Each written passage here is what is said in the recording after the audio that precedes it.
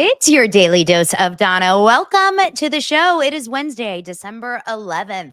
We have made it to the middle of the week. That means that it's all downhill from here, but it's never downhill when we are starting a doser hour, an hour of the dose.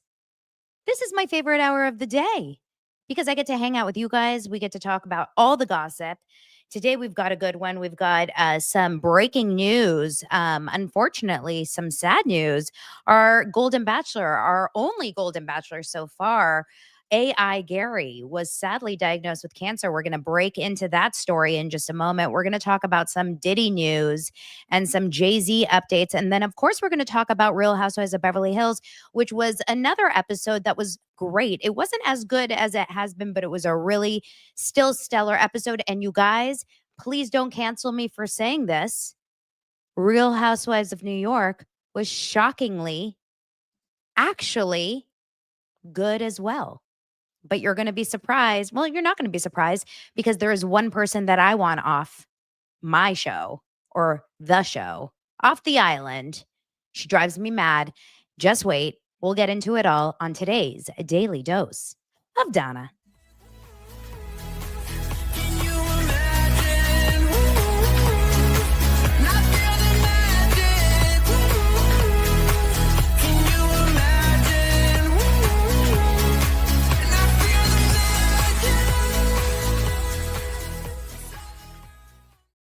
How's everyone doing today? I hope you guys are all doing well.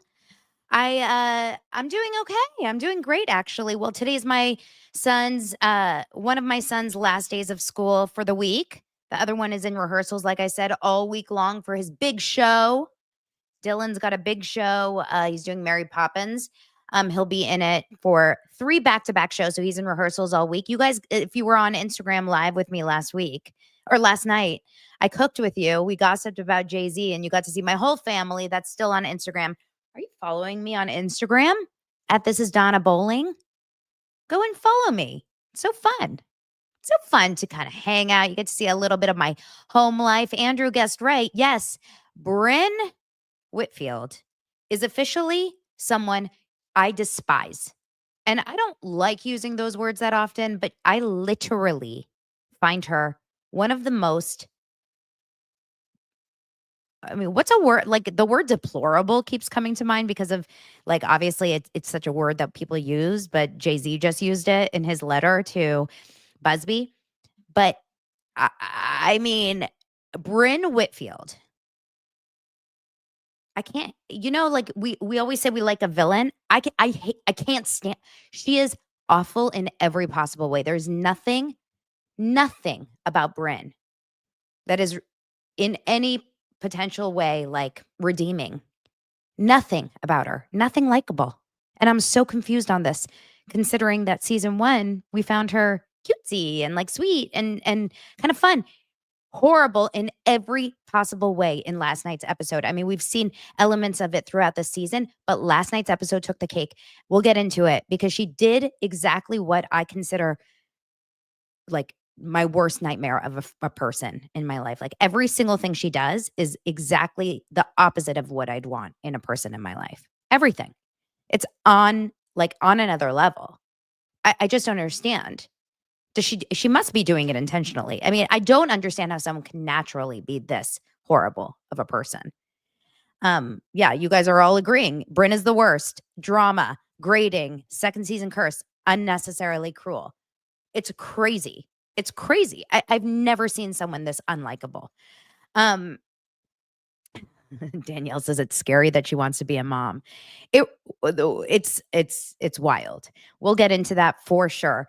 Well, let's get into a couple other things. I just wanted to bring this up because I was just using this. Well, I was just about to use this. And then actually I looked at the time and I was like, I'm late for a very important date with my dosers. And this is my Oak Essentials. And they're not even sponsoring me this week, but I haven't really shown it to you guys. They're a sponsor last week or 2 weeks ago. And I still I use it all the time. And I wanted to just tell you, this is not even like an official sponsor this week, like I said, but the code still works. And this is a great gift.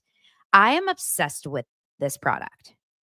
So like I said, it's not even a sponsor, but it still works, the code. So you can still get 20% off if you go to oakessentials.com. This oil, I wish I could explain to you what it smells like. It smells so fresh. Like it smells like a spa. You know, when you go to like a hotel and you're in those like if you just get treated to one of those day spas at those hotels, like with the cucumber water, that's what it smells like. Like you're in a day spa in a beautiful hotel. And it's so just clean smelling. And they have just these gorgeous products and body bombs. And I don't know how to explain it other than the fact that it just smells clean and luxurious and it's really affordable. And I love it. It smells like you're on vacation, but it doesn't smell like coconut or vanilla. It smells like, it just smells like a spa. Do you know what I'm talking about? Andrew wants to use it as lube, and I'm not going to say what you can use it as. You can do what you want, although I don't recommend that because I don't know if this is safe as that. But you know what? You do you. So 20% off. Use code Daily Dose. Okay? It's still okay. You can still use it. oakessentials.com. Like I said, I'm just doing this because I love it. Long-lasting hydration. I guess you can use it however you want. But don't come at me if you get any sort of weird rashes down there. I just love it. Okay. Also, I wanted to ask you guys your opinion. So I'm going to switch over the holiday break because I'm going to take a few days off. I'm not really sure when, but I'm going to take, Sarah wants to know if it's baby oil. Well, it's not his baby oil. Okay. Is it? Can you imagine? I just pass out. No, it's from Las Vegas. Dun, dun, dun. Actually, speaking of, that's probably where we're going. We'll probably be out of town for a few days because I think we're going to Vegas as a family. Vegas is fun as a family, by the way. But I'll be gone for a few days over the holiday, and I don't know exactly when that will be, but I want to redo my set. And so I need your guys' opinion of what color wallpaper that I should redo it. I kind of want a whole new thing. Caroline, the code is Daily Dose. Most of my codes are always Daily Dose. If you go to any of my codes, they're usually Daily Dose or Daily Dose of Donna. Also, last thing, just like on a personal note, another great option for gifts is my merch. And I just released a couple new things that will be really fun. Let me pull it up for you guys. It's on dailydosepod.com/store. It's all there. It's really easy to order.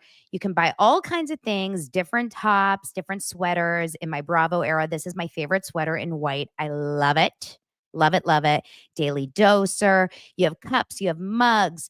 Founding member of the Bravo cult. That's a fun one. This is a great hat in my Bravo era. There's sweats, and these are all new. This is a beanie, and this is Daily Doser, little hoodies. So make sure to purchase some merch if you're looking. Okay, let's get into the show. Thanks everyone for being here. All right, let's get into some stories. Yeah, Gerry. I actually listen. You know, I love to joke about Gerry all the time. And Gerry is a fun one to make fun of sometimes, but this is never good news when you hear that someone is diagnosed with cancer. That F cancer. We're not a fan of cancer. Who is a fan of cancer? No one, right? So it's obviously very sad when you see news like this. But according to People magazine, and of course on page 6, this is the article that I jumped into. Golden Bachelor Gerry Turner has announced that he's been diagnosed with cancer. In People magazine, he spoke about it.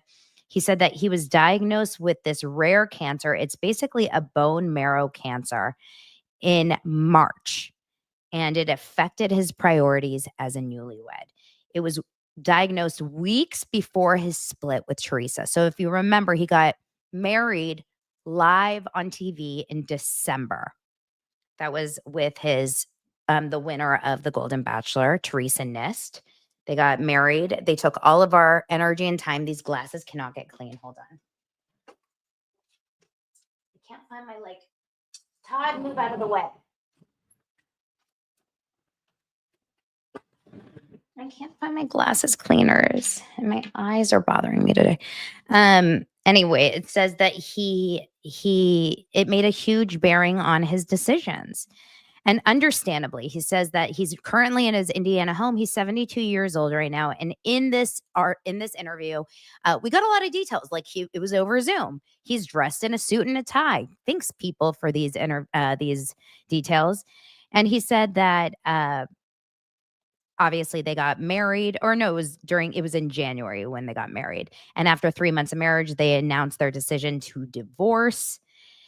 And they were 3 states away from each other, and distance had proved to be a problem, and the two couldn't settle on a place to live together, obviously a major problem. But they were both dedicated to their families and unwilling to leave them behind. But then he now is telling people that the mystery around what happened back in February, March, and April was that as Teresa and I were trying very hard to find our lifestyle and where we were going to live and how we were going to make our life work, he was unfortunately diagnosed with cancer. He said 3 years ago, he got a shoulder injury when someone knocked him over while he was teaching a pickleball class. I didn't know he was a pickleball instructor as well. At the time, he didn't have time to go to an orthopedic surgeon, and when the show came along, his life got busier. Finally, I got around to going to the doctor, and the orthopedic surgeon said, "Yeah, Gerry, there's not much we can do for your shoulder, but there's some unusual blood markers here." And so an orthopedic surgeon went to my family doctor. My family doctor referred me to an oncologist, and now I'm working with a hematology oncology group in Fort Wayne. Turner was diagnosed with a slow growing bone marrow cancer with a really long name, he says, called, I'm definitely going to get this wrong. So I really, really hope that I don't say this wrong. Well, I will say it wrong. And I almost don't want to try. Waldenstrom's macroglobulinemia. He says, according to the Mayo Clinic, the disease changes white blood cells into cancer cells and builds up in the bone marrow, the spongy material inside the bones where blood cells are made. Unfortunately, there's no cure for it, so that weighs heavily in every decision I make, he says of the diagnosis. It was like 10 tons of concrete were just dropped on me, and I was a bit in denial for a while. I didn't want to admit to it. Discovering his cancer was more of a process rather than an event. He says the first wave of information he received from his oncologist was that he had a blood disorder, though he acknowledges he pretty much knew it would be cancer. He shared his disorder with NIST in February. Then he went for additional testing, including a biopsy. Weeks later, his diagnosis became more definitive. In mid-March, he told her what he knew and explained the situation to her. He said it was hard for me. The conversation was brief. She was a bit awestruck, understandable. He said he wanted his life to continue on as normal, which meant spending more time with his family, his 2 daughters, his son-in-laws, his granddaughters. And the importance of finding the way with Teresa was still there, but it became less of a priority.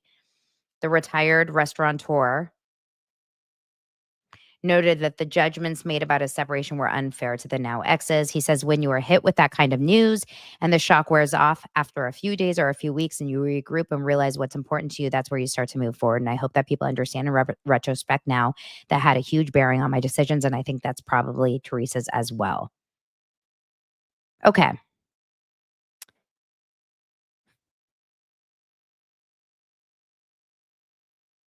Okay. This is interesting. Oh, wow. Okay. Lots of comments about survivors in the comments. Wow. All right. So we're talking about a lot of people a lot of dosers here who have survived cancer.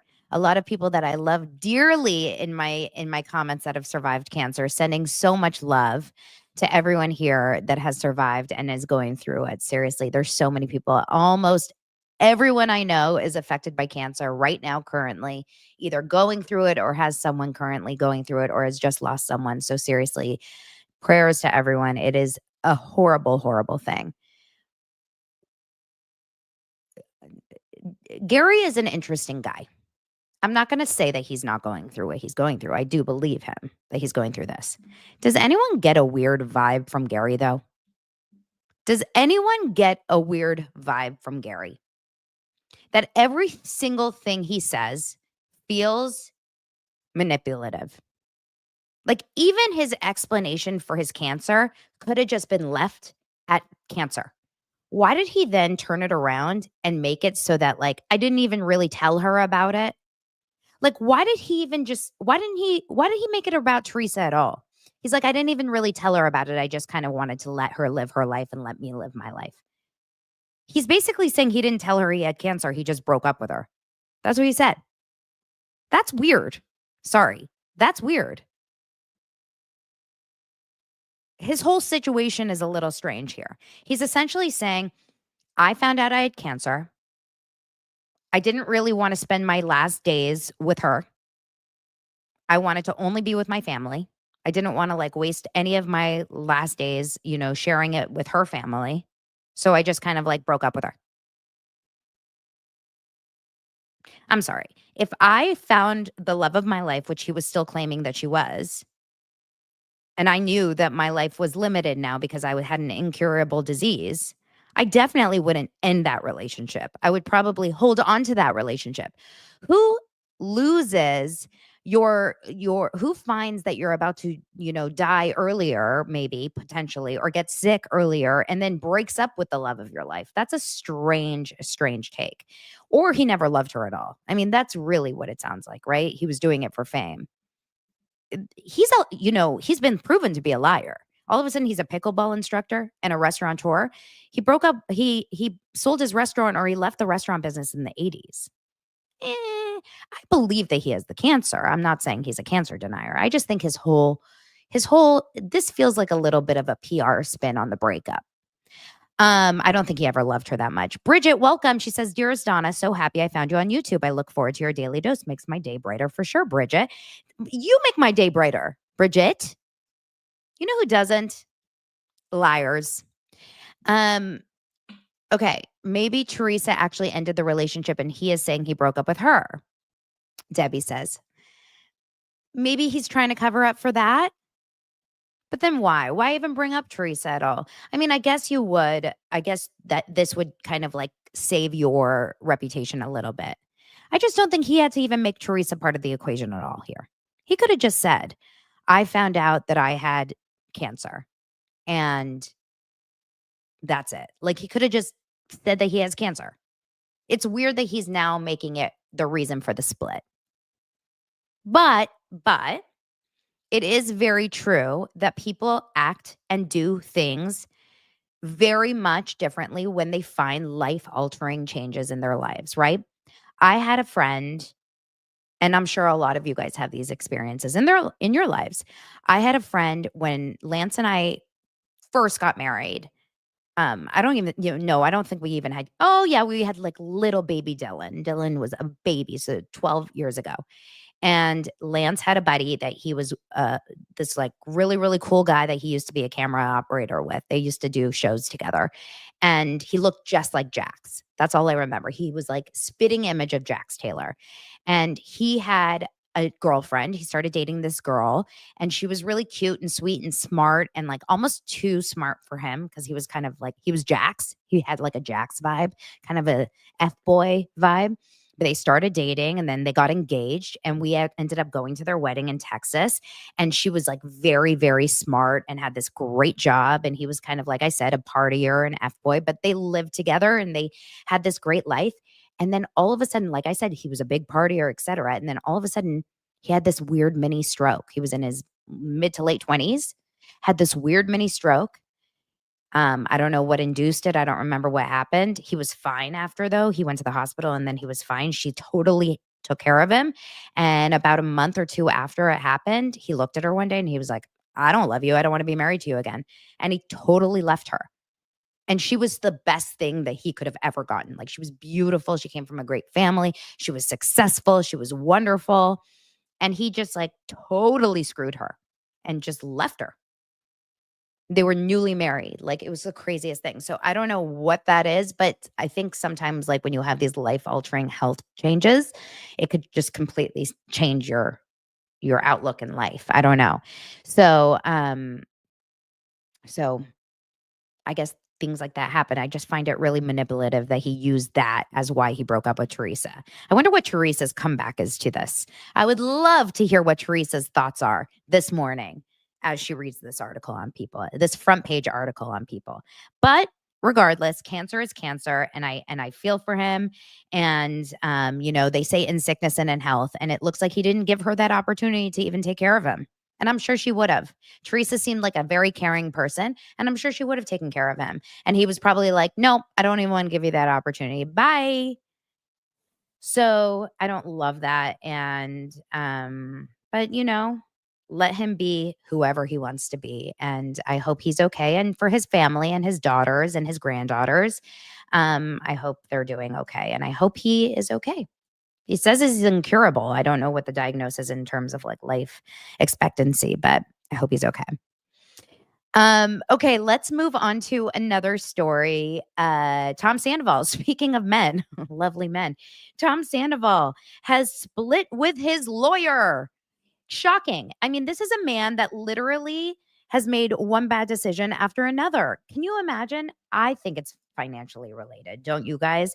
Tom Sandoval has now split with his lawyer and tells the judge that he is now going to represent himself in the Rachel Leviss court battle. I mean, what would be the reason to do this other than the fact that he just does not have any more money? It's got to be. Where's Tom making money right now? You guys, where is Tom making his money? Like, he doesn't have Vanderpump Rules. He doesn't have Tom. I mean, he doesn't have Schwartz and Sandy's. Not like that was probably making that much money. He does have Tom, but he has such a little piece of Tom. There's no way he's making a lot of money. Did they sell their house? I remember they were going to sell their house, but I don't know if they officially sold it. And if they did, like, who lives there? I'm sure they didn't sell their house, because if they did, we would have like seen it on the market.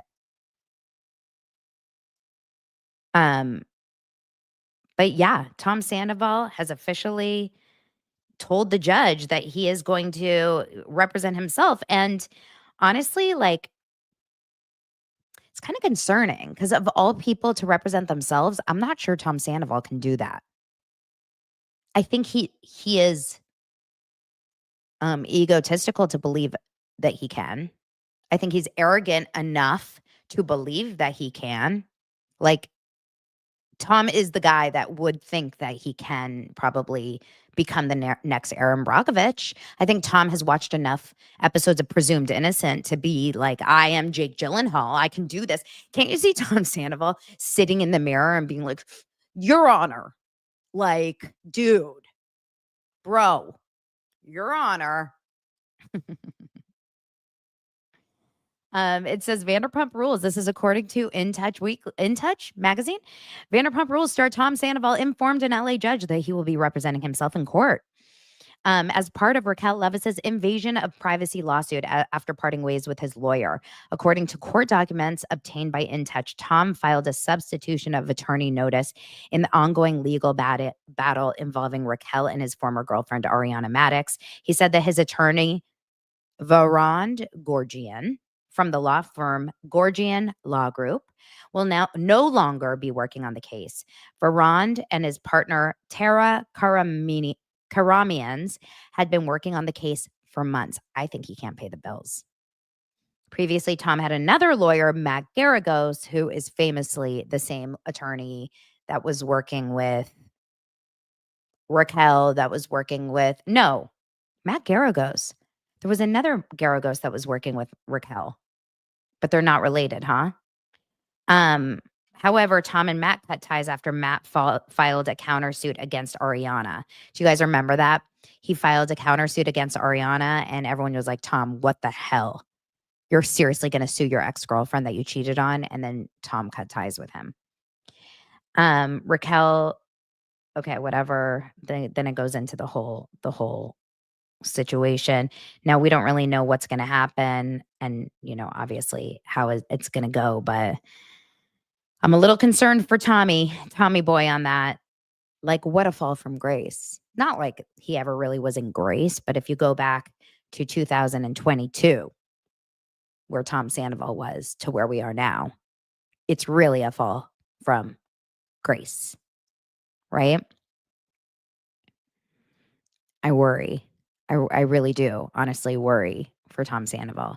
Not to say that I'm on Tom Sandoval's team or side. I just I do actually worry about what now? He doesn't have money. He took all of his parents' money or his mom's money from what we know. Like, you can't really look, seriously, I worry. He's gonna What do you guys think? Like an OnlyFans? I feel like Tom Sandoval would kill it on OnlyFans because there are people out there that would. I mean, we see how people are obsessing over the criminal, the murderer, Luigi. Like, there are people that like sick people.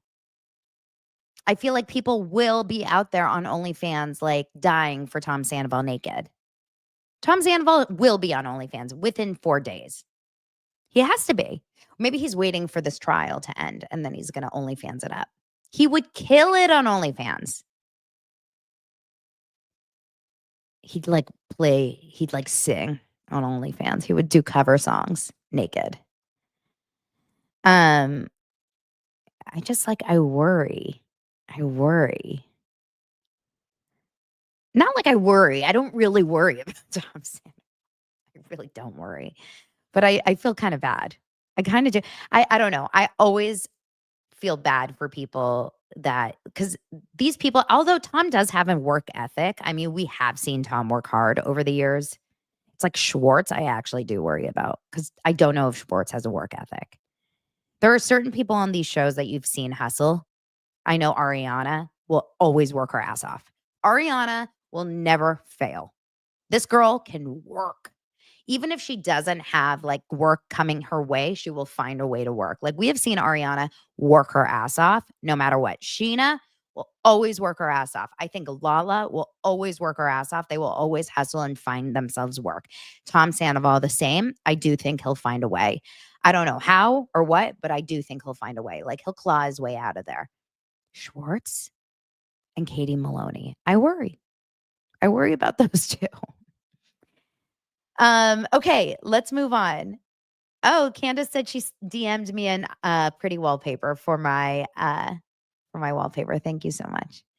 Okay, yeah, Tom called Ariana lazy. It's so interesting. I bet Tom calling Ariana lazy on the show was the kick in the pants that made her become who she is now. Sometimes it's like they say poking the bear. Sometimes it's that one thing that you need to hear. Not you need to hear. It's not like Ariana needed to hear that, but it's like that one word that toxic asshole ex-boyfriend called you that makes you want to prove to them, like, oh, you'll see. That makes you completely change it around.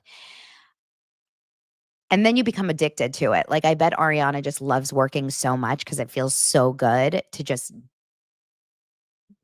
freaking rein in the cash. Like, Ariana's just literally like, her bank account is exploding probably right now. And it feels so good to make so much money that you just kind of want to constantly do it.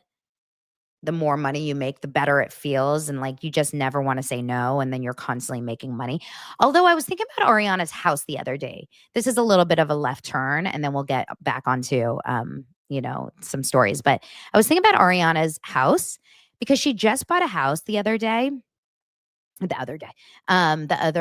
few months ago, remember she bought like her hideaway. She said like her rainforest, beautiful, like Laurel Canyon hideaway that we talked about. And I don't think she's ever in LA. Like, she'll come here every once in a while, probably to check on something about her. But she really is never in LA. She's always in New York City doing the play. And then, of course, she was in, Fiji or wherever they shot Love Island. And then she's going to be there again this summer. And like, do you think she has a subletter there? She probably does. She probably rents it out to someone and makes money off of it. Because that's a huge mortgage. I wonder who's over there. But I do agree. Like, a lot of you guys, interesting. Yeah. Comments. Yeah. Like, my first husband calling me fat. The thing is, I lost the weight and him, but he's still an arrogant asshat. I love that. Holly says some of the best successes come from a place of defiance. Good for her. I love that. Hey, Zachy. Zach is here. We had so much fun yesterday. You guys loved yesterday's show. That was a great show. I actually really enjoyed it. We're going to try to do it more often. We really just it was really refreshing just to like go to town on everything. Oh, you guys are mad about Tom. He lost his glasses. I know. I don't know where his actual glasses are. I think my kids came in here and like took those glasses. I can put these glasses, but these are my Warby Parker glasses. So these are like my nicer glasses. And if Todd loses or stretches out my glasses, I'll be pissed. But Todd's coming back tomorrow. Don't worry. You know, tomorrow will be our Real Housewives of Salt Lake City episode. Oh, he may stretch him out with his big head.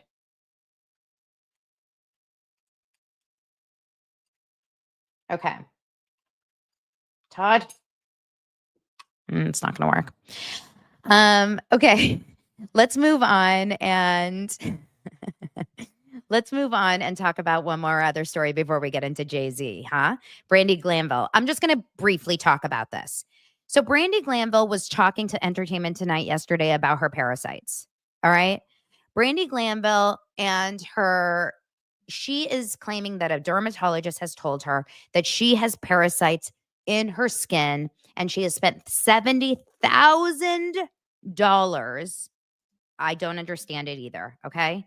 $70,000 trying to take these parasites out of her skin. They are crawling all over the place. Okay. And she has spent 70,000. And not only that, she has lost 5 teeth. Five teeth because of the parasites. Now, I'm not a dermatologist. And if any of you guys are dermatologists here in the comments, and I'm sure some of you guys are dermatologists here because I know I have smart people in my audience always. I know like a lot of you guys are lawyers, you're doctors. We've got therapists here. We have police officers in my comments. Okay? We have really, really great people. But she has spent $70,000 trying to get rid of them. Oh, no, they're not just parasites. They're Mexican parasites. Not a joke. They're Mexican parasites. I didn't say it. She did. Okay. How did she know they're Mexican? I'm just wondering. Like, seriously, how does she know? Let's read about it really fast. And then before this, she has claimed to have stress-induced angioedema and said she has lost 5 teeth. This is getting a little intense. Oh, Andrew's a proctologist? Oh, we're just adding different weird jobs. Pamela says she thought they were Moroccan parasites. I mean, that's what I thought. Didn't they go to Morocco? I don't remember them going to Mexico on top of this. Did she pick one up on the way, in Cabo? Okay, so on Tuesday, she spoke to ET's Bryce Sanders, and she said, I've been on meds this whole year. I don't socialize. I don't go out. I'm just spending all of my money on trying to figure out what's wrong with me, over $70,000. Honestly, I have so many doctors. I've had so many tests. I did lab work for $10,000. I ran every test under the sun. They're like, it could be a parasite that's, new. She thinks she knows how she contracted the potential parasite. She said, I mean, we had food sitting out for hours on end, and some of it was meat in Morocco. 6 months after I got back from filming in Morocco, I started having the speaking thing and the swelling up thing. It started in July, and we're still here trying to figure it out. But where'd the Mexican thing come in? I didn't say it. This article did. Okay. Look, I want to know, did anyone else eat this meal with her? Can like someone else speak to this? Can Phaedra speak to this? Can Vicky speak to this? Can even Caroline Manzo? Alex McCord, where are you? Can Alex McCord speak up? Like, there were other people there. Did anyone else get these parasitos? Okay. Did anyone? El parasitos? I want to know. I want to know where are the other people that were eating this meat? Like, it feels really strange. Now, I want to tell you, I'm not trying to say that she's lying about the parasites, but I did get a DM from someone earlier today who said, gosh, I really hope I can find it really fast. Yes, I found it. This is from, I'm not going to say who sent it, but I got a DM saying, I loved Zach on your show. The banter cracked me up, da, da, da, da, da. And then she said, I sent this to Zach as well. So Zach, read your DMs. And she said, but my dermatologist posted this about Brandi yesterday before I heard you both talk about it. It's wild to me and sad. And this dermatologist wrote, there is a condition called delusions of parasitosis. This is a real thing, you guys.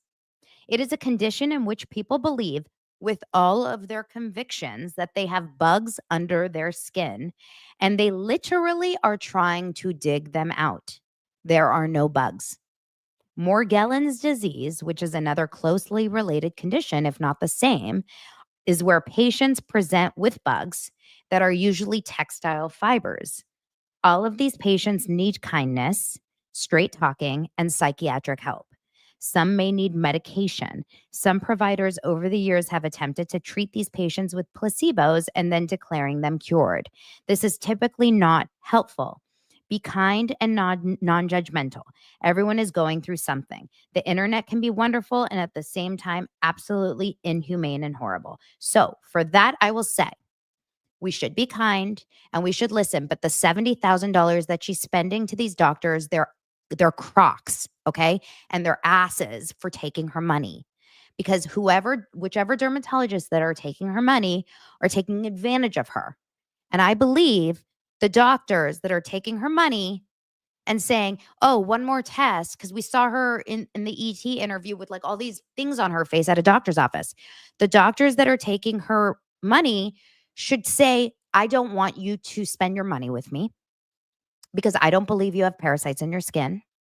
And I believe what you should be doing is going to a psychiatrist or a therapist, taking this money to a therapist, because I believe she said in this interview or somewhere else that she doesn't have any more money for therapy.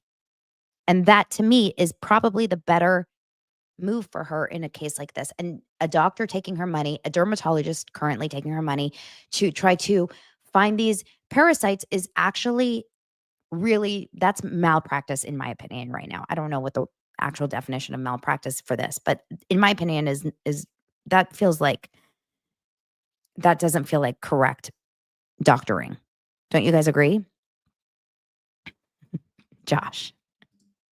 I did like 8 gummies once and took a manicure set to my head. I thought my freckles were moving. I wouldn't be surprised if it was somewhat drug related, allegedly. Look, I don't know, and I can't say for real. I don't know what Brandi does on her spare time. I don't. And I will not speculate. We can all think whatever we want to think in our brains, but I will not go on, record saying that I think she is A, B, and C. I just think as a doctor, you should do the right thing, which is say, I can't help you. I don't want to take your money. Please go to another kind of doctor that can help you. Right? Yeah, Zach says the doctor says it could be a new type of parasite. Give me another 10K and let's find out. That's the problem with these doctors. Oh, I think I can help you. Yeah, you know what? I have a treatment that no one else has tried. Keep giving me money. It's like Dr. Moon all of a sudden is popping out of left field. Okay, no offense, Dr. Moon. I love Dr. Moon.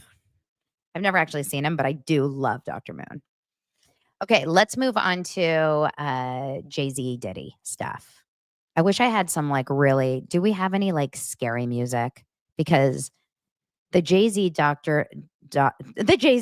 Moon, poor Dr. Moon. He's like, I didn't ask for this. I didn't ask to be in this. The Jay-Z Dr. Oh God. The Jay-Z Diddy stuff is so bad, you guys.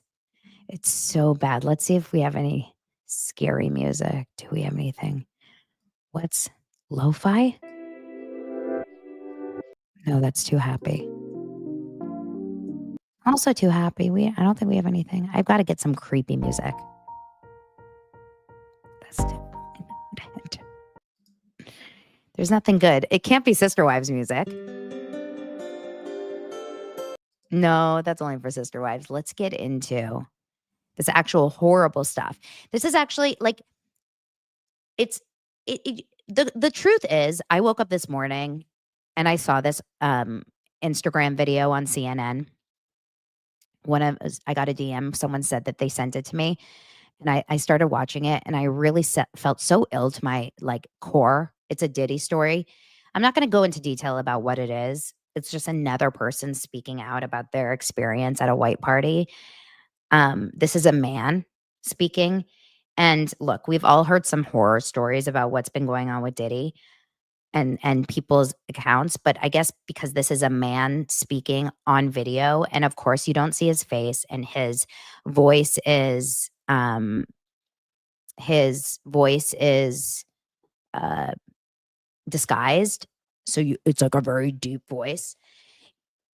It's obviously you don't fully like know who he is, but because he's actually speaking and you can see he's an older man at this point, this is probably 20 some years later, just hearing his voice speaking and saying about the pain he was in and the fear that he was in the moment.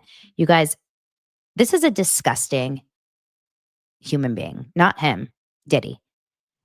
I don't care even if 80% of the story was exaggerated, even if 90% of the story was exaggerated, 10% of it is bad enough, right?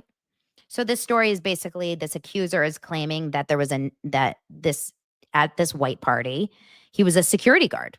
He was a security guard at this white party, and he's anonymous. Again, a John Doe. So what, should Diddy assume that he should come out too and say his name? Horrible, right? He was traumatized for a year over this. This basically had happened between sometime between 2006 and 2007.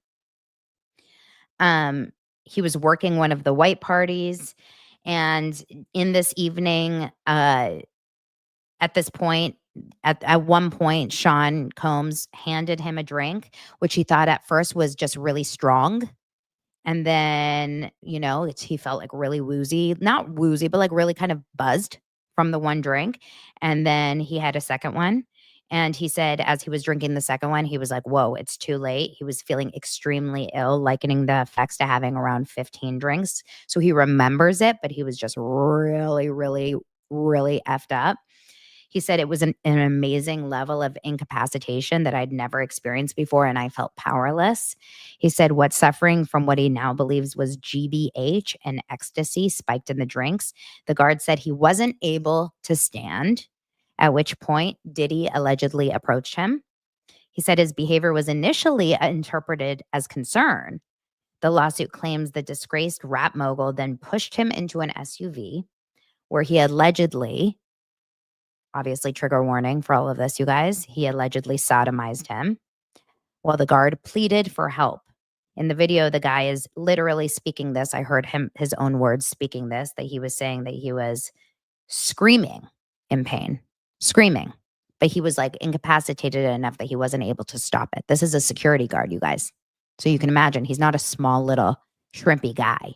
He's like a strong enough man to be a security guard, screaming in pain and not able to stop it.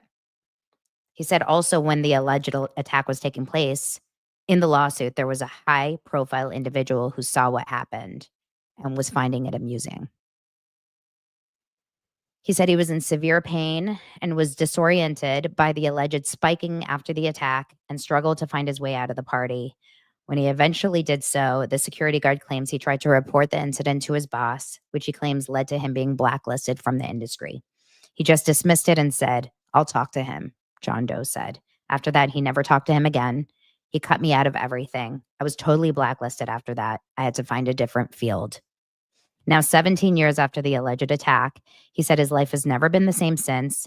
It led to the breakdown of his marriage, and he hid it from his wife for years. Nothing could give me back the person I was before that evening. He said, I have a semblance of a life, a very quiet life. I would prefer what little I've left of it to be left alone. Okay, let me ask you a question. Some people would love to say this is a money grab. And yeah, I mean, there is a world where something like this could be a money grab, right? I mean, it can't be out of the realm of possibility. I just can't imagine what man out there, because I'm sure there's records of him actually being someone that worked there. I'm sure he can come up with some proof that he was a security guard for Diddy, right? There's got to be some records of him getting paid or getting hired, maybe some pictures, maybe some this. I just don't understand why you would ever go the distance, like Lisa Barlow, why you would ever go the distance to actually go and report something like this, to go on record, to go through the lawsuit of it, to go on video, to speak this way, to talk about this, to risk actually having to go on to trial and speaking about this, to potentially having to expose who you are. Guys, I believe him. I'm sorry. I believe him. Now, another story, I mean, I can't imagine that this guy is, like, fully making it up. I just don't that's why I don't feel like any of these people are fully making it up. Yeah, maybe some of the details could be a little bit different or off, or because you also remember they're all drugged. Like, you can't remember everything so perfectly when you're under the influence. Um Another thing is there was a video. So the night of the 2000 MTV VMAs that this all went down with this 13-year-old girl, that was the night, if you guys don't remember, that was the night where J-Lo and Diddy showed up at the VMA MTV Awards, where J-Lo was wearing that white bandana, that little white crop top, and the white pants. Remember? And she had that like sick body, and she was wearing those cute little like pigtails in her hair down. And Diddy was wearing his white t-shirt, and they were obviously together, and they looked so like hot and sexy together on the red carpet. We all were watching at home, just like so, oh, they're so cool together, like Jenny from the Block, right? Like they were so the it couple at the time. Well, these pictures came out of them the night of that award show, right? So the night of that award show, they were at a club for an after party. This is before the alleged incident of what happened later. They all went to this club after the award show, and there's photos. I actually think this is good for J Lo because it shows J Lo and Diddy clearly in a little bit of a tense argument. At this point for the party afterwards, it looks like J Lo changed into a dress, and it looks to me like they are arguing, which would be, in my opinion, like a good thing for J-Lo, because it almost looks like maybe J-Lo and he got in a fight and J-Lo didn't go home with him. Here's a picture of it just to kind of get an idea of what the night looked like that night. Um, so this is later on in the evening after the VMAs. They all went to this club. It was called, I forget the name of the club, Lotus or something like that. And this is J-Lo's sister over here. This is J-Lo, and then Diddy's over there, and they're clearly in a little bit of like a tussle. You can tell that they're kind of arguing. She's pissed. He turns around and he's pouring his drinks for everyone else, and then she kind of walks away. That's what everyone's saying. That it was like a heated confrontation. And meanwhile, there at the same party is Jay Z. Here's Jay Z in the red with a bunch of other different people. There was a lot of people at this party. And then, of course, what happened later was the Diddy after party. Now, here's the video of them arriving at that award show. You guys all remember this look, right? I remember this look like yesterday. And that's that. So it's interesting to me, but I think if I were J-Lo's attorney, I would use that big time to try to exonerate myself from being with him at the after party in a heartbeat, right? Like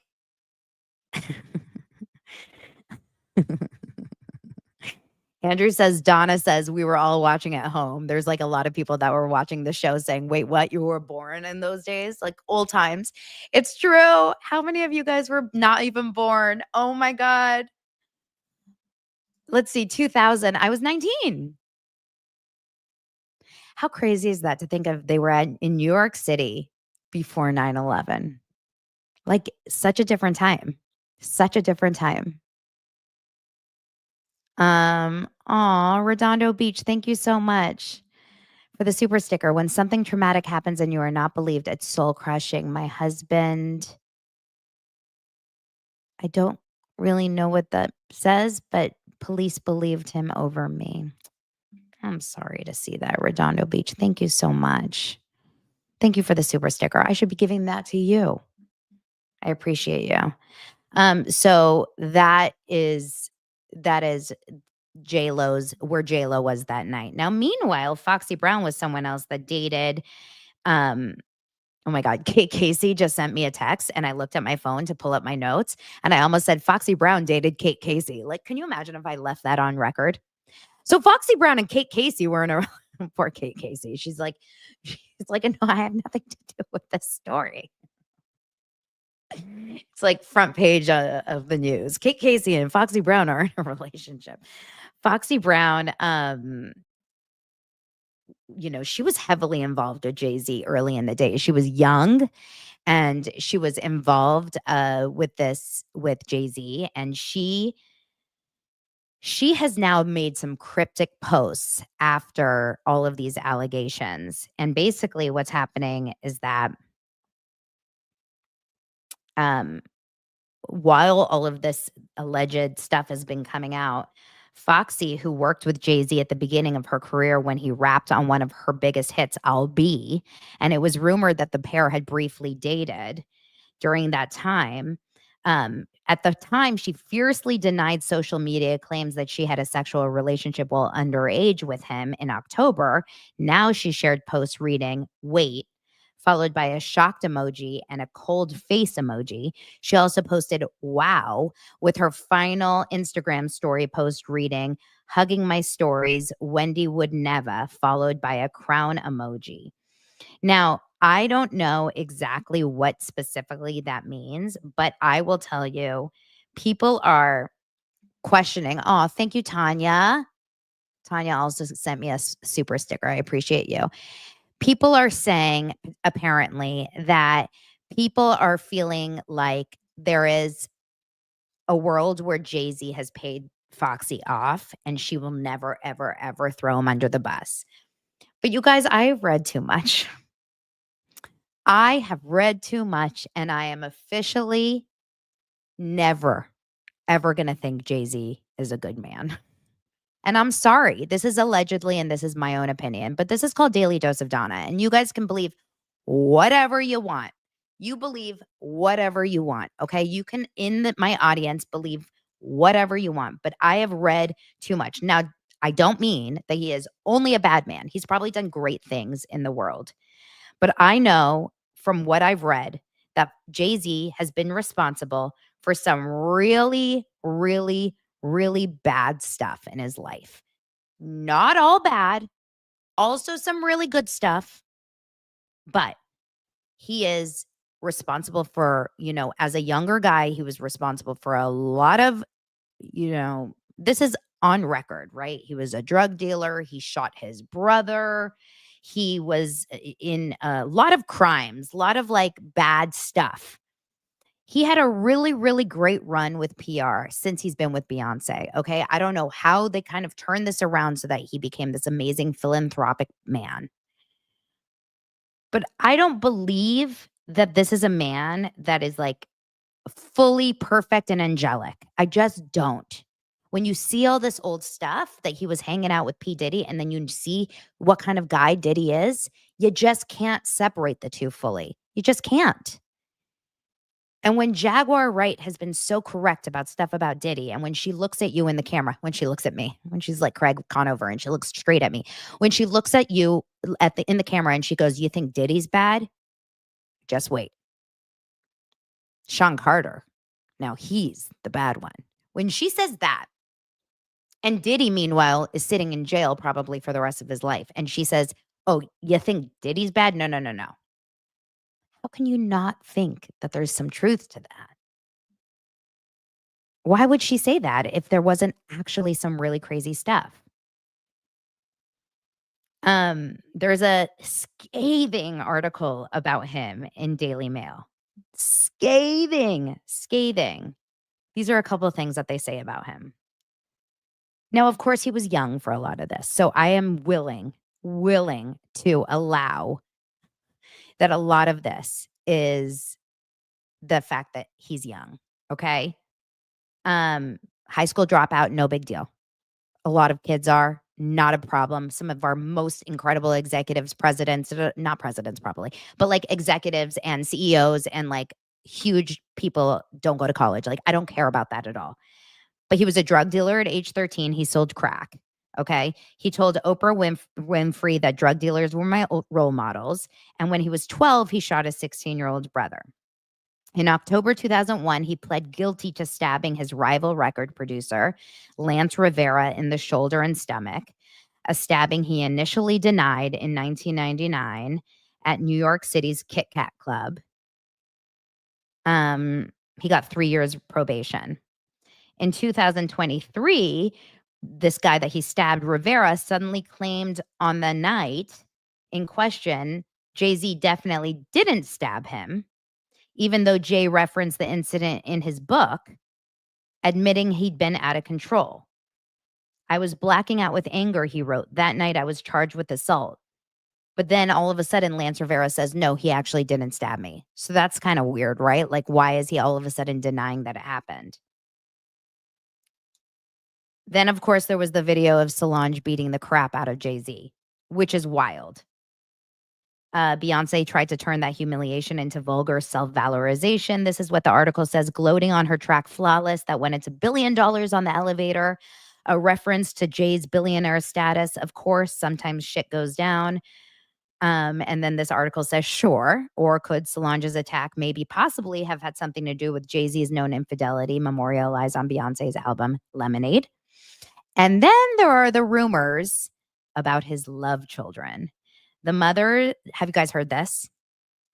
The mother of Jay's alleged 31-year-old son, Reimer Satterthwaite,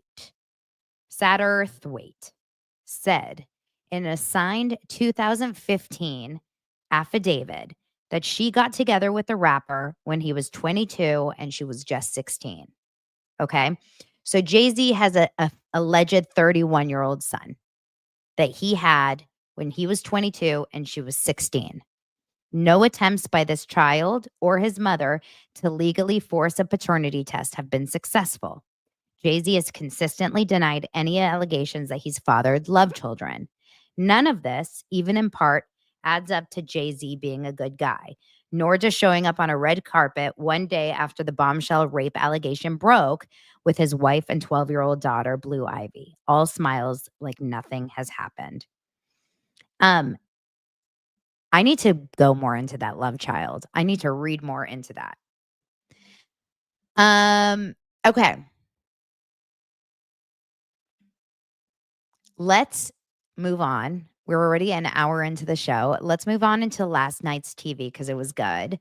But it's a developing story and almost 500 people here live. So are you subscribed? Are you subscribed? Are you into it?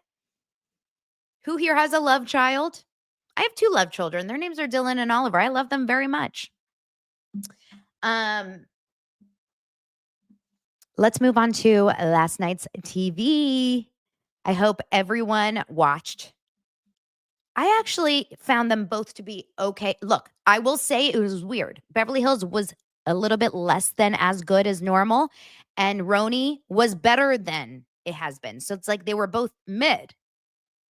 Okay. So Beverly Hills, what a thrill. We started Beverly Hills still in Oceanside. It's the trip that never ends. I feel like we're going to finally go home. Yeah, we're on a plane at the end of the episode. So I feel like next week we'll finally be home. We start in Oceanside, still at the dinner, where Dorita's like, Kyle, I did. Kyle, I did. Now, Kyle is still going after Dorit. They're still talking about the fact that she didn't stand up for Teddy at BravoCon. This is a strange fight. I am still Team Dorit on this one. I believe that Dorit is doing America's work. She is standing for America against Beverly Hills, against Kyle. She's saying everything that we have all wanted to say for Kyle, which is basically, why are you America's victim? Why can you never take responsibility for your actions? Why do you ice people out? Teddy is essentially a cast member. Teddy should get paid for this show. She is mentioned more times on the show than Jennifer Tilly. I mean, Teddy, I need to listen to Tamara and Teddy's recap. I'm going to text Teddy after the show and be like, and I'm going to seriously ask her and be like, you are going to, like, do you love being on the show? You're a cast member on this week's show. I'm going to text her right now on this week's episode. It's so funny. She's literally on every single episode. It's crazy. Okay, so and I have some thoughts about it because I watched the after show. I have a lot of thoughts. And it's crazy the way that these shows work, how fast it switches, right? How fast it switches from how much you love someone one season and how much you can't stand someone the next season. So I have some thoughts. But I will tell you really fast, that dinner, in these instances, we like the drama, right? We want to see them kind of argue. And I wanted to see Dorit continuing to go after Kyle. I did. So I didn't mind when Sutton was kind of adding into the fire. I didn't really mind that Garcelle was continuing into the fire, even though I didn't really agree with what Garcelle was saying. I didn't mind that Erica was adding into the conversation. What I did mind was when, people like Jennifer Tilly were coming in and being like, why are we fighting? Can't we just eat caviar? I don't like that. Do you guys feel like that is a little bit annoying when you see that on these shows? You know what it's giving? Jeff Lewis fans, you're going to get this. It's giving the episode when Jeff Lewis was finally talking about the Heather McDonald mess a few months ago, last year or whatever, when he was finally going into it and he had Elizabeth Rome on the episode and he was like getting into the drama of it. And she just kept saying, yeah, I had a friend once. I don't like that. We shouldn't talk about it. And then all of a sudden we were like, shut up. We want to hear the drama.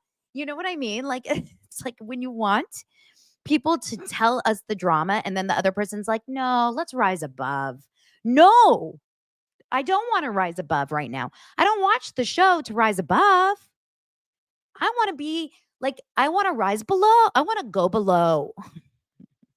I'm not watching church. Like, join me down in the sewer with these people. It's so funny. It's like, Jennifer Tilly, move Dorit's elbow and eat your caviar, but don't stop the fight. It's so good. So, so they were having a good conversation. Now, Garcelle had to take her moment to go after Dorit. No, she goes, I don't agree that you would do that. I don't agree. Pardon? Dorit says, pardon?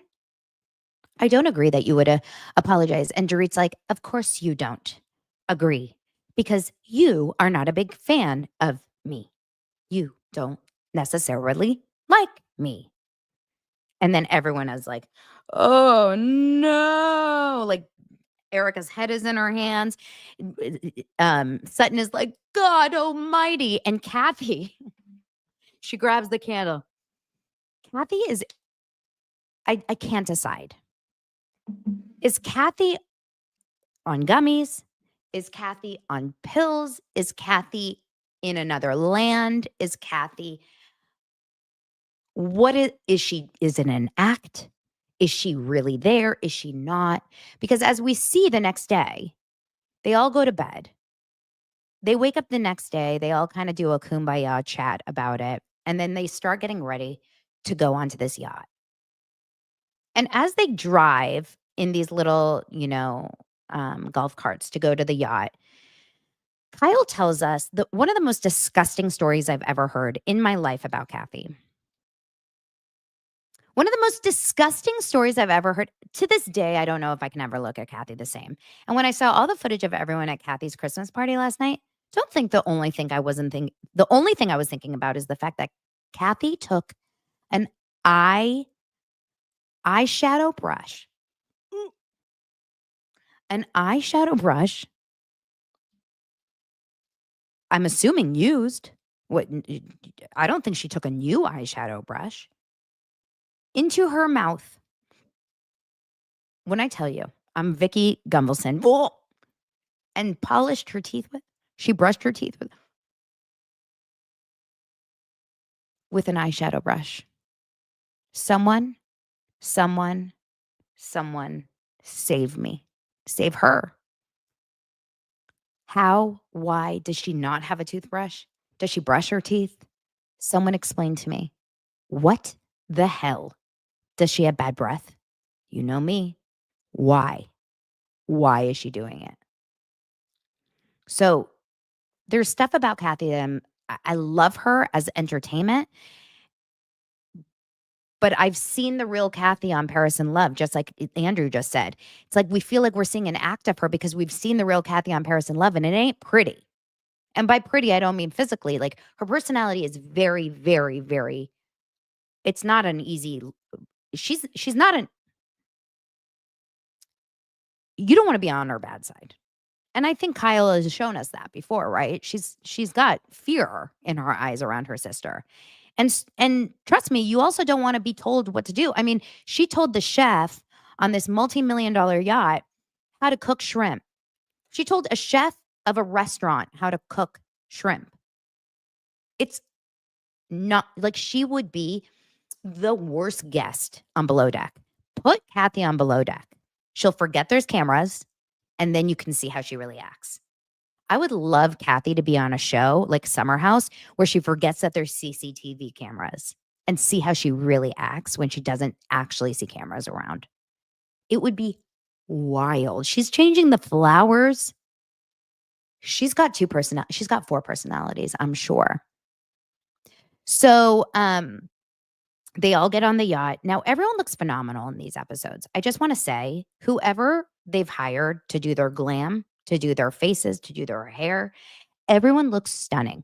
No one has had a better glow up than Sutton this season. Sutton is like night and day. Do you guys not agree? She's beautiful this season. Beautiful. She looks so pretty. Her hair, her face, her clothing. If you go back to season 1 that she was on, her first season to now, it's a new everything. Dorit looks gorgeous, even just with her pink hat. So pretty. Kyle looks amazing. All the girls. I'm obsessed with Bose. Obsessed. Erica looks great. Garcelle looks beautiful. Like Jennifer. I mean, all of them. They all look great. Jennifer just looks real. Jennifer is just herself, you can tell. And I yet have like, there's nothing wrong with Jennifer. I'm not really like caring for her because she's not really bringing much to it. She's just a little quirky, but she's not really bringing anything. She's a little bit like Rebecca Minkoff until last night's episode. Anyway, so they are on the yacht and then they kind of all talk. Kyle's a little bit nervous to have this conversation. To be there because of Dorit, but they all talk about it. And Dorit says, it was really nice to have this conversation last night. I had a lot on my chest and I got it out. And for that, I'm really glad. And Kyle says, that really makes me happy. I appreciate it. And cue the tears in 3, 2, 1. Kyle started to cry. Because Dorit says, I don't hate you. I love you. Kyle doesn't say I love you back. Did you guys notice that? Dorit goes, I don't hate you. I actually love you. And Kyle goes, I appreciate that. I picked that up. I appreciate that, she says. She goes, I know, what did she say? She goes, I know we're both going through a really hard time and it would be really nice if we could be there for each other. And our husbands are really close, and it would be nice if we could be too. Then they kind of separated. Sutton and this felt like production. This felt very much like a produced moment. Like production was like, Garcelle and Kyle, I want you to go over there. And Sutton and Dorit, I want you to go over there. This did not feel organic to me. So Sutton and Dorit go off. And these are 2 people that don't have like an organic good friendship at all. But they go off and Sutton acts really sweet. Sutton basically says, Dorit, my son was the same age as Jagger when I went through a divorce. If you need me to be there for you, I am there for you. If you go through a divorce, I am there for you. I will sit in the room. It felt very sweet and very kind and very unlike Sutton for Dorit. But I liked it. It was a very nice moment. Very strange, though, because it turned in a minute, but it felt very fake. Like it felt very forced by production is what I'm saying. And meanwhile, Garcelle and Kyle go off and Garcelle's like, so you feel better about Dorit? And I could feel like Garcelle's like, you feel better about being friends with that bitch? Like Garcelle hates her. And Kyle's like, yeah, I feel better. And then all of a sudden Garcelle's like, yeah, well, I don't have a life. And I wish I did. And I'm just, my kids are growing up and I'm just trying to find me. And I'm like, and herein lies the problem with Garcelle. She has nothing going on in her life. Literally, she has no storyline. If this was anyone else, we would immediately ask her to be off the show. The only reason she's like still on the show is because she has a name, because she was an actress and like we knew her as an actress. Why, if she was Crystal Minkoff, you guys will all say she was boring. I don't understand. She literally has nothing else going on. I just need to find myself. Exactly why you shouldn't be on the show. You have nothing. She doesn't have boyfriends. She doesn't date. She has no mess. She has no drama. She just works and then like has 2 kids that she doesn't want to show on the show anymore. So like, what's the point? Nothing. So and then meanwhile, in that conversation, Kyle breaks the news that she speaks to PK all the time, that PK texts her. And Garcelle's like, wait, what? Obviously, PK's not like flirting with her. I'm sure they're just friendly, but yeah, it's a little bit of a double standard because Kyle would never stand for Mauricio doing that to Dorit. But that's a different story. Anyway, they come back on the yacht.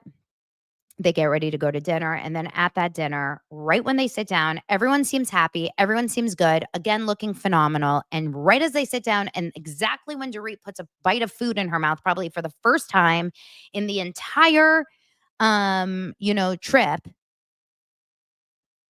Garcelle goes, so Dorit, I need to check you again, boo, because looks like you did something that felt a little hypocritical. Was watching your stories all afternoon because I don't have anything else going on in my life. And it looks like you shared a story of Teddy Mellencamp's and you're not her friend. So why? Why are you a liar? She didn't say it exactly like that. I have never seen a more low and desperado, thirsty attempt at trying to call someone out. What a horrible thing to do. Okay. When someone tags you in something on your stories, the nice thing to do is to share it. Teddy was clearly promoting her dad being in concert here in Los Angeles. I am assuming it was. I don't remember. It was a video that Dorit was actually in. Does Dorit have beef with Teddy? No. She clearly said, I'm friends with her. I'm just not that close. Why would she not share it? Why the fuck is that a problem for Garcelle? What is up Garcelle's ass with Dorit and Teddy? She hates Dorit and she hates Teddy. Why does she hate them? Why? Do you know that when I was at Two T's in TwatsCon or whatever the other day, a few weeks ago, Teddy said at the live event, she said that she ran into Garcelle and a bunch of the other housewives at Craig's when she was with Kyle at dinner. It was Garcelle, it was Heather Dubrow, it was Crystal, it was a bunch of them. And she said everyone said hi to her except Garcelle. So still in 2024, November, Garcelle is not saying hi to Teddy. Like, why? What is her deal with these girls? It's really strange. Like, what did they do to her? It's really odd. I really don't get it. Like, I mean, I understand that she's holding a grudge from a couple seasons ago, but like, it's called a reality show. You got to move on. You can't be on the show if you're going to continue. We can't, like, the show needs to evolve. We've got to move on, like move past things, especially when apologies have been had. Anyway, so it was such a strange low blow and it really came out of nowhere. Like, I can't even believe that was an actual argument. And it was giving embarrassing for Garcelle, like, get off her jock. Um, and then it was also rude when everyone's like, "Really? Like John Mellencamp needs Dorit support on Instagram?" She didn't post it because John Mellencamp needed her support on Instagram. She posted it because she was being a good friend to Teddy. Teddy posted something and tagged her. You guys, if you tag me in something, I'm going to share it to my stories. That's not like me thinking you need my support. It's because I'm just doing what it's a polite thing to do. Like, it's wild. Wild. Um and then Sutton decides to do one of the most annoying things I've ever seen anyone do at anything ever is pull out a ribbon and force us all to hold hands. Now, let me just tell you something. At DoserCon, I will never, ever, ever force you guys to hold hands with a ribbon. Never. That is the most sorority awkward shite I've ever seen in my entire life, especially given the fact that none of them like truly want to do it. It's not okay. And it's forced and it's performative and it's strange. Did anyone else feel very weird about the holding hands and the ribbon? Like, I didn't like it. I didn't like the ribbons. Um, And then, okay, so whatever. So everyone felt uncomfortable about it. You could tell. And then the next day, of course, they get in the Sprinter van and they start arguing and talking about it. And Dorit and Sutton go after it because Sutton tried to like drum up conflict. She did the sisterhood thing, but then she tried to drum up conflict by bringing up Erica's little whisper the next day. So that was that. Okay. I will, say that what Sutton is proving to me in this episode is a little bit of shadiness. And everyone has said to me, I've been a huge Sutton fan. Huge. If you go back through the years, I have loved Sutton since day one. I've never, ever disliked Sutton, ever. But this episode, I started to wonder, uh-oh, are we seeing some shade? And if you watch the after show, Sutton and Garcelle come off as incredible mean girls when they're talking about Dorit and Teddy. Mean girls. And that like turned me on them. I never saw that side. Like, it's like my brain wasn't open to that until today when I was watching the after show, or last night and today. So I didn't like it. It threw me off. I know a lot of you guys felt that way in the past, but I didn't see it. See, that's the thing. We all see what we want to see when we see it. You know what I mean? Like, we all kind of feel it. So, I don't know. I didn't like it at all. Laughing about Teddy. I don't want to talk about Teddy. We don't like Garcelle was like, oh, Teddy's gonna love this. And then Sutton's like, I don't want to talk about Teddy. Oh, I'm sorry, sisterhood. I don't want to talk about Teddy. Like, okay, why? Why so mean? Like, what's going on? Um, let's keep it nice in the chat, you guys. Yeah. Um, anyway, so I know it's like bringing up a lot of conversations about everyone in the chat, right? A lot of people have a lot of thoughts about what is the I would say what is the the main issue that Garcelle has with these girls. A lot of people have feelings, right? Okay, let's move on really fast. Let's move on to another city. And I'm not going to go through a whole recap, but I'm going to tell you why I think RHONY was actually decent last night. Are you ready? Are you ready? Last night on RHONY, I thought RHONY redeemed itself briefly, not the entire time, but briefly. And I'll tell you why. They went on vacation, and we've seen them go on vacation before, and it hasn't been good. But I actually was kind of invested because there was some actual arguments. Like, it gave me some old school Real Housewives. Thank you, Josh. Real Housewives vibes, right? It gave me some Real Housewives good vibes.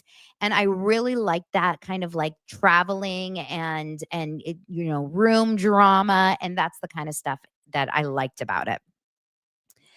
I still am not in love with the people, and I think that that's what's gonna hold me back, but I'm starting to feel it. I still don't want Jenna Lyons. I still don't see what she brings to the cast. I still find her absolutely like she adds nothing to the show. She adds nothing to the cast. She adds nothing to the conversation to me. Raquel, the newbie this season, I like her. I actually find Raquel bringing good stuff, and I'm good with her in the show. Erin, I think, is necessary. For some reason, I don't know why I feel that way, but I think she's necessary. And Jessel brings a comic relief because of her little bit, her dingbatty. I think she's necessary too. Sai, also in a weird way, I do think if we change anyone in the cast, I do think she should stay too. And Uba is necessary too. Rebecca Minkoff was a no-go until last night. I did see a little moment, and if she's willing to open up about Scientology, then I would love her back. But Brynn, if she comes back, I may have to stop watching that show. Because one thing she did last night, which was the most disgusting, horrible thing I've ever seen in my entire life, was about the rooms. This is the first offense that she did. She did 4 things that made me want to drop kick her. The first thing, this is what my recap will be. It's not going to be about RHONY. It's going to be about why I hate Brynn. Okay? The first thing she did, oh my God, Susan said that you like Brynn. I don't know why. The first thing that I think why I don't like Brynn, when they arrive in the Sprinter van and they're driving there, Raquel, who has booked this trip, somehow Raquel is like the trip holder, even though it's her first season. She actually says, I booked this house. We only have a certain amount of bedrooms. 2 people have to share or 4 people have to share. Jenna and I are sharing the primary because we're the oldest and we're sharing. There's another room that has 2 double beds. Who wants to share it? Well, Sai shockingly says, oh my God. Hannah Kobayashi has been found. The missing girl, Hannah Kobayashi, has been found in Mexico.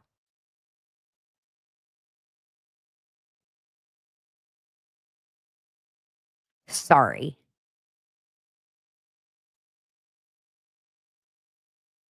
Oh my God.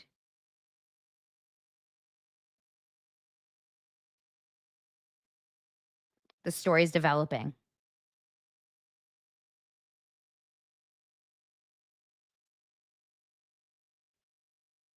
My friend just texted to me.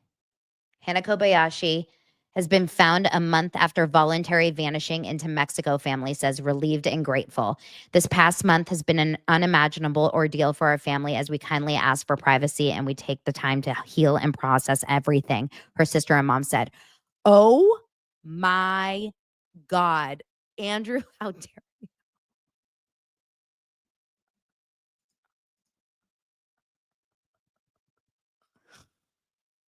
That's horrible that you said that, but thank God for the laughter. Andrew said, for all you audio listeners, he said she was caught smuggling Mexican parasites. Her dad committed suicide over this. You guys, there better be a goddamn good explanation for this. There's not going to be a good explanation. Oh my God. Oh my God. I'm sending it immediately to Kate and Eliza. Oh my God.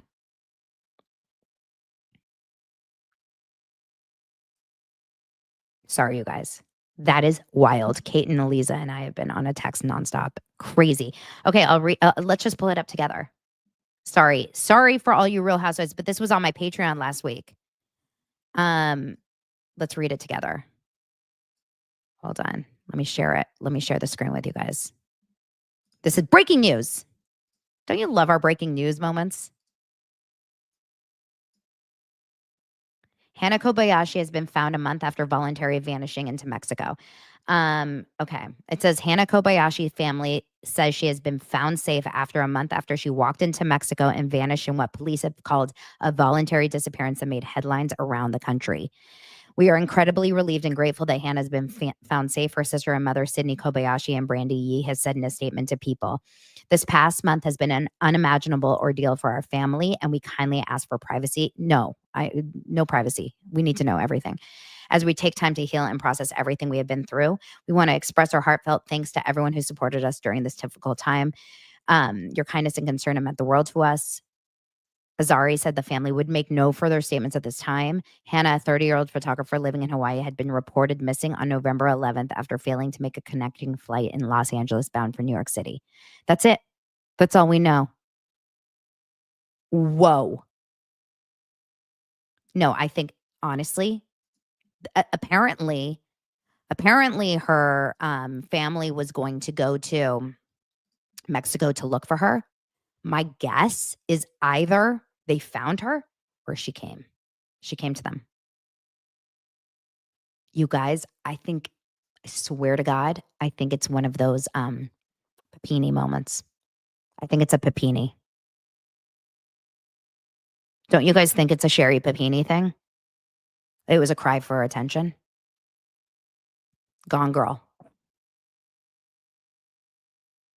I'm telling you, it was a Sherry Papini. When I found out that she was walking around for 12 hours through Union Station with some dude having lunch, I mean, I talked about it all on my Patreon this last weekend. So when I found out she was walking around for 12 hours at Union Station, having lunch, talking, shooting the shit with some guy, hanging out, like friendly, all good, and then walked into Mexico, I'm like, oh, she's just looking for attention. She leaves her phone at LAX, like no big deal.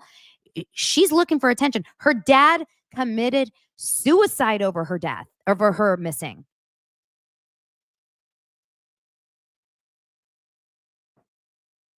How about all the GoFundMe money, Yvonne says.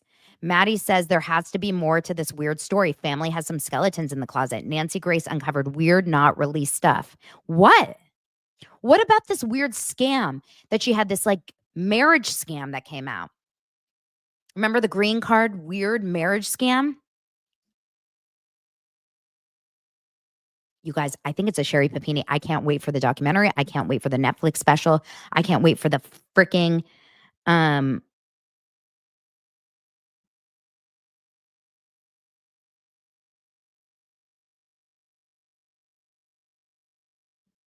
my God. Oh my God.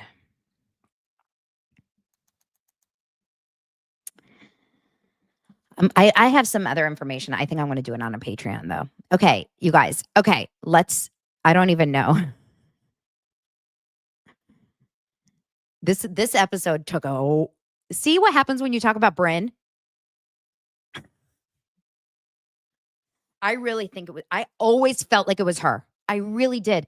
I swear, I always felt like it was her. I'm doing this live on my show. You need to call into my show right now.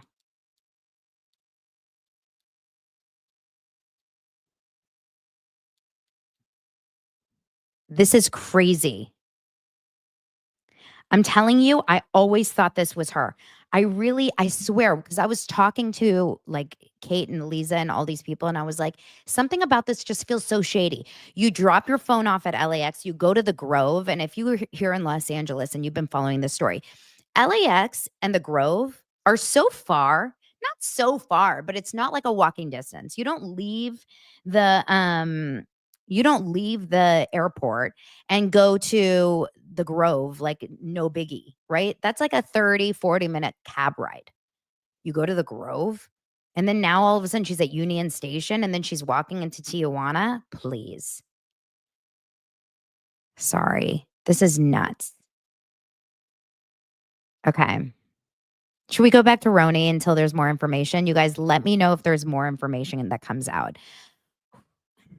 Back to RHONY. Where was I? They're in this renter van. They're deciding who's going to stay with Sai. Sai says, you know what? I'll share a room because I've already, no problem. I'll share a room. Actually, shockingly, this season, Sai becomes the most agreeable person ever. Sai becomes the most agreeable ever. And so she says, you know what? I'll share a room with someone. No problem. So no one else wants to share a room. Literally, no one agrees. No one raises their hand as tribute. So guess who says something? Brynn, number one offense. Brynn goes, you know what? What about you, Rebecca? To Becca Minkoff. What about you, Rebecca? Why don't you share a room? Now, Rebecca has 4 young kids at home, right? And Rebecca goes, okay. And Aaron goes, well, Rebecca, you don't have to. And she's like, that's okay. So she and Brynn are already beefing. They've already beefed over a couple of things. Offense number 1. But then Brynn goes, don't worry, I'll take the shittiest room as long as I get my own room. They get to the house. While the house is nice, everyone's looking for their rooms. Uba, because she knows she's not getting the shittiest room, decides to go get a snack. Everyone's looking for their rooms. And Brynn goes to find the rooms. She looks and finds that she finds a room, no problem, right? She puts her stuff down. She's like, surely this is the shittiest room. No, it's a nice room. And then she keeps walking and she's like, oh, that's the shittiest room. And it really is the shittiest room. It's a utility closet. It's a nanny quarters. Like, it's a really bad room. And she's like, oh, that's the shittiest room. Well, I'm not going to take that. Uba will take that. Uba, meanwhile, is just enjoying herself because she knows she's not getting the shittiest room. Brynn already said she's getting the shittiest room. So she's going and eating her snack, okay? All of a sudden, she comes inside. Or they come outside and they're like, oh, yeah, Brynn didn't leave you the shittiest room. You're getting the shittiest room. Uba's like, oh, it's no big deal. I'm just happy to be here because she's in a good place until she walks in and sees the shittiest room. And let me tell you guys one thing about me. I am not a spoiled brat. But when I go on vacation, if I get a room that looks like that, I would leave too.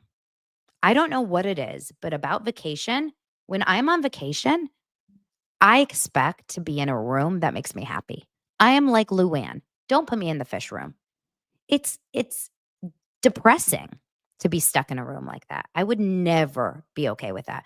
I have been known to be put in rooms and to ask to change rooms. That's something I've asked to do in hotels, especially if I'm spending money. But even if I'm not, and there's another place I can be where I'm like, because I get depressed easily in my scenarios, in my like settings. Do you guys ever feel that way in places? I totally understood what Uba was doing and saying, especially because Brynn said, I'm going to take the shittiest room. So Uba gets pissed. She's like, I'm out of here. I'm going to find a hotel. And who takes the fall for it? Aaron. Aaron decides, I'll switch rooms. Not Brynn. So now Brynn's on bitch number 2 move. Now, what's bitch number 3 move? Jessel all of a sudden can't find her suitcase. She's going around the rooms. Has anyone seen my suitcase? It has her freaking passport in her. It has her shoes. It has everything in it. I am someone, myself, who likes to know where my shit is. If I can't find an earring, how dare I bring up earring gate? If I can't find a clip, if I can't find anything, a remote, I will lose sleep over it. I am a little bit weird about my stuff. If I can't find my passport, my suitcase with all my stuff on a vacation, I will not be able to chill. Who can? She can't find her suitcase. We are all in on this for 3 scenes looking for her suitcase. She's outside screaming about it. She's on the verge of tears. She's asking production. She's saying, I know we're filming, guys, but where is my suitcase? Guys, Brynn hid her fucking suitcase.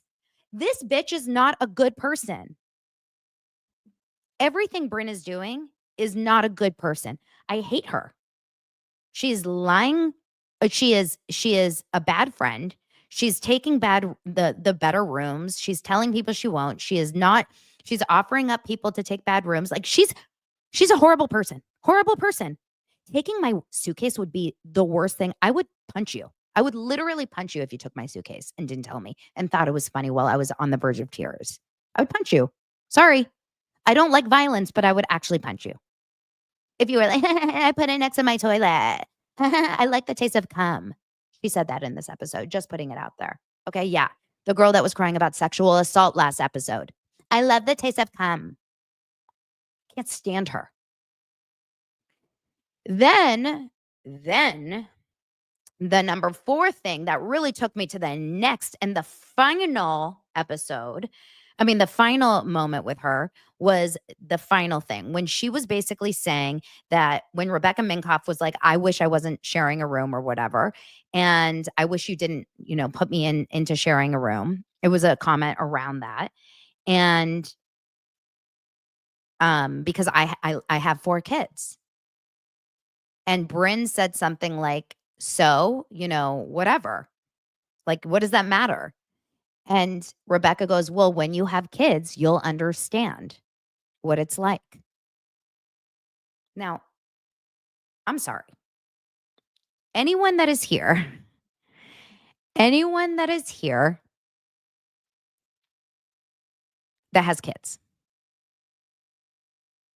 if you didn't want to take Brynn and shove her into a place where, like, I wanted to shove her in Jessel's suitcase and close it. I chose violence last night when I was watching Brynn.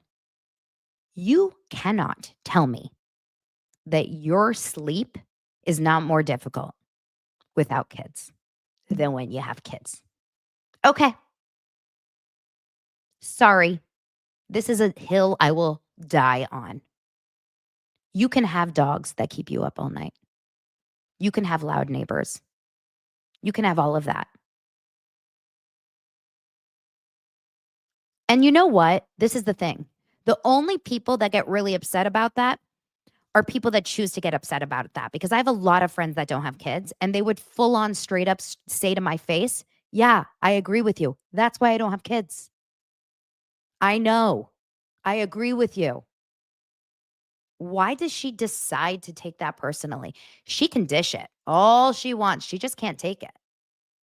She should say, you're right. You're right. You do have a lot of kids. I know. Well, she decided that that was like too much. When you have kids, you'll know. Rebecca Minkoff has 4 kids. I have 2 kids. Like, they're older now, but when they were young, I never slept. Even when they were sleeping, I wasn't sleeping. I can't. You guys, I cannot. I cannot. She irks me to a place like I can't. Okay. So I I don't know. I mean, this is the thing is that she's very sensitive because she's in the infertility journey, not infertility. She's in the journey of trying to have kids right now, right? She wants to have kids. And I understand that that's very sensitive for her. But then don't be a bitch. Don't expect people to treat you kindly when you're mean to people. That's why I don't have any sympathy or empathy for her. Be nice. If you're nice to someone, then they'll be nice to you. That's all. She's mean. I have no sympathy for her. Now, later, there's a 5th thing that she did, because what she always does is she starts shit. So Aaron and Uba make up. Everything's good. Uba's just telling the story at the table, not starting drama. And what does Brynn do? She runs to Aaron. Sorry, they're talking shit about you. Causes a whole drama and makes Aaron get emotional and upset later. And it's all Brynn's fault. If no one can see anything else, it's that Brynn is the only person causing drama on this show. I hate Brynn. I'm sorry. Not one person likes Brynn. Well, one person did like Brynn. Only one person did like Brynn. She may be worse than any other reality star that's on that network right now. I think she's worse than Tamra. Is anyone better than Tamra? I mean, anyone worse than Tamra? I think it's Brynn. Aaron is not the smartest for believing Brynn, though. I agree. And I hope Aaron rewatching this now is like, what was I thinking? I really hope Aaron has learned her lesson, because it's crazy that Aaron keeps falling for Brynn's shit. Rebecca, anyone that watches the after show recap, she says it to hurt Brynn. I agree, but as she should. Sorry, that's the thing. I don't think it was the nicest comment to say if she said it to hurt Brynn, but I want her to hurt Brynn. That's the craziest thing. It's like I am on anyone's team to try to hurt Brynn's feelings now, because I really dislike her. I find her so rude. Okay. So that was the episode, but it at least was kind of good. Oh yeah, later in the final dinner, Rebecca's like, you're, Brynn called her out saying, I didn't like that you said that. And Rebecca's like, I'm sorry, we can just agree to disagree. Like, I have kids and we're never going to agree on that. And Brynn goes, really? Because I have a puppy and I have multiple Russian billionaires calling me at night. The way I want to fall over, when you say that, you're going to expect that someone like Jeff Lewis is going to say, how do you make your money?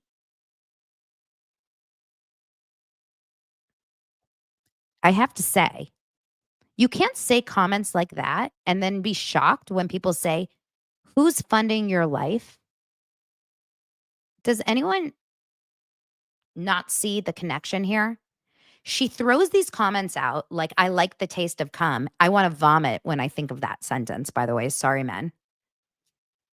Who says statements like that and then are shocked when people say, wait, but are you? Russian billionaires are calling me at all hours of the night? Okay, Julia Roberts, what's happening? It's bad.